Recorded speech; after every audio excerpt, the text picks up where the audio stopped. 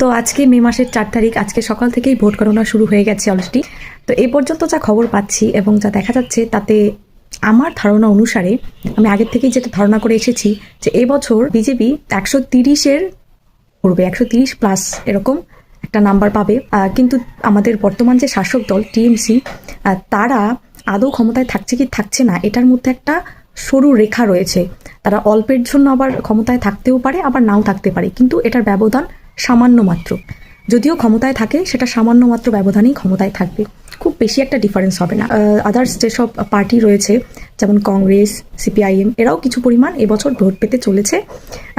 এমনকি কংগ্রেস হয়তো 1-2 সিট পেতে পারে, সিপিআইএমও সেম, বড়জোর একটি সিপিআইএম, এবং আইএসএফ 2-3টে। তো দেখা হচ্ছে ভোট গণনার একদম শেষে যে ফল কি হয় এবং বাংলার মসনদে 5 বছরের জন্য কে বসবে। বাই।